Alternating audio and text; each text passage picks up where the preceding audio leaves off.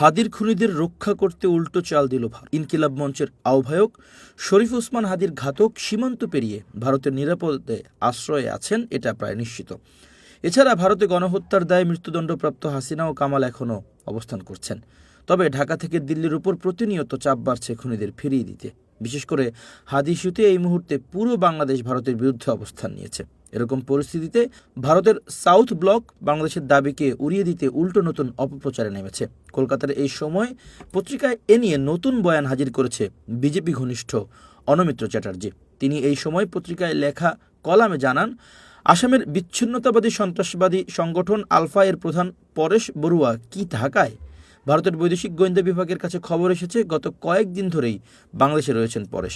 জামাত ইসলামের অনুগত চূড়ান্ত ভারত বিদ্বেষী কয়েকজন প্রাক্তন সেনাকর্তার সঙ্গে তিনি আলোচনাও সেরেছেন। তবে পরেশের সাবেক সহচর আত্মসমর্পণকারী আলফা নেতা অনুপ চেটিয়া এই সময়কে বলেছেন, আমার ধারণা এটা ভারতীয় গোয়েন্দা সংস্থাগুলির সাজানো কাহিনী। পরেশ বাংলাদেশে যাননি।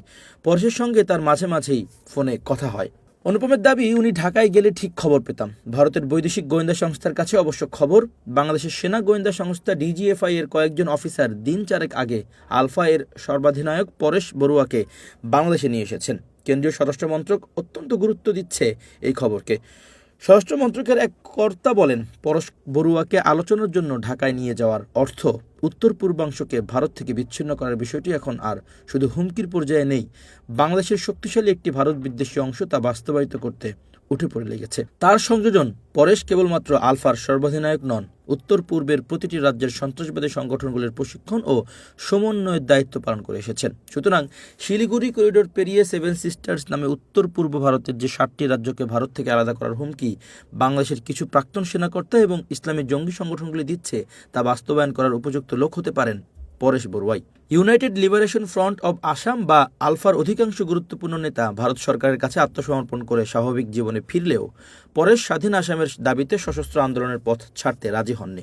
মিয়ানমারের চীন রাজ্যে এখনও নবাগত তরুণদের অস্ত্র প্রশিক্ষণ দিচ্ছে তারা, নতুন সংগঠন আলফা। পরেশ নিজে থাকেন মিয়ানমার সীমান্তে চীনের ইউনানের একটি আধা শহরে। ভারতীয় গোয়েন্দারা জেনেছেন, দিন চারেক আগে টেকনাফ দিয়ে পরেশকে বাংলাদেশে নিয়ে যাওয়া হয়েছে। সেখান থেকে চট্টগ্রামে নিয়ে তাকে রাখা হয় ডিজিএফআই দপ্তরের অদূরে জিসি মোড়ের হারবার ভিউ নামে একটি হোটেলে। রবিবার তাকে ঢাকায় নিয়ে গিয়ে বনানীর 5 নম্বর রোডে ডিজিএফআই এর নজরবন্দি একটি নিরাপদ আশ্রয়ে তোলা হয়। সেখানে যাদের সঙ্গে পরেশের দেখা করেছেন তাদের অন্যতম গোলাম আজমের পুত্র ব্রিগেডিয়ার জেনারেল অবসরপ্রাপ্ত আবদুল্লাহিল আমান আজমি এবং মেজর জেনারেল রেজ্জাকুল হায়দার চৌধুরী। রেজ্জাকুল হায়দার চীন থেকে বাংলাদেশের মাধ্যমে আলফার জন্য অস্ত্রশস্ত্র আনার প্রধান কারিগর ছিলেন।